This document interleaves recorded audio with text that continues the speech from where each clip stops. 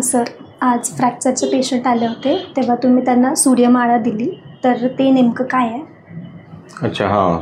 सूर्यमाळा जे औषध आहे ना, तर ते पालघर जिल्ह्यामध्ये मोखाडा तालुक्यामध्ये एक सूर्यमाळ या नावाचा पाडा आहे, आदिवासी पाडा.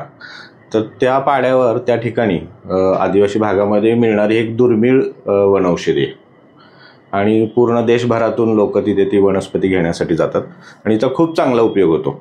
फ्रॅक्चर्समध्ये, ज्यामध्ये हाडं मोडतात अशा ठिकाणी याचा खूप चांगला उपयोग होतो. त्याच्या व्यतिरिक्त आपण हातापायांना मुंगे येणं, कॅल्शियम डेफिशियन्सी, संधिवात, आमवात, वातरक्त म्हणजे गाऊट, याच्यामध्ये पण ही वनस्पती वापरून बघितली तर त्या सगळ्या गोष्टींमध्ये तिचा खूप चांगला गुण आला आत्तापर्यंत. म्हणजे स्पॉन्डिलोसिस असू दे, स्पॉन्डिलायटिस असू देत, किंवा मानदुखी, पाठदुखी, कंबरदुखी, याच्यामध्ये पण चांगला गुण आला तिचा. आणि पायाची टाच दुखणं, पाय मुरघळणं, तर याच्यामध्ये पण या वनस्पतीचा चांगला गुण आला आहे. आता वनस्पतीचं एक्झॅक्ट जे काय नाव आहे ते माहिती नाही, पण तो जो काय आदिवासी पाडा आहे तर त्या ठिकाणी सूर्यमाळा नावाने प्रचलित आहे ही वनस्पती. आणि माझ्या बंधूंचे विद्यार्थी वसंत म्हणून आहेत, तर ते आपल्याला तिथून ती ही वनस्पती पाठवतात. तुम्हाला बघायची, एकदा दाखव बरं ते. ही जी काय सूर्यमाळा अशा पद्धतीने येते, याच्यामध्ये त्या मुळ्या आहेत.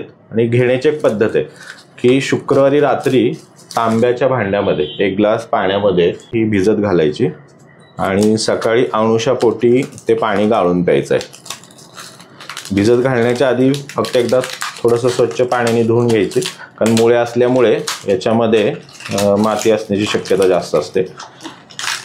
आणि ही वनस्पती घेतल्यानंतर पुढे अणुशापोटी घ्यायची आणि पुढे अर्धा तास अजून काही खायचं प्यायचं नाही आहे.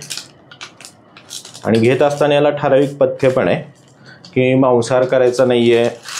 बघा, हे अशा पद्धतीच्या मुळ्या येतात या सूर्यमाळा नावाने.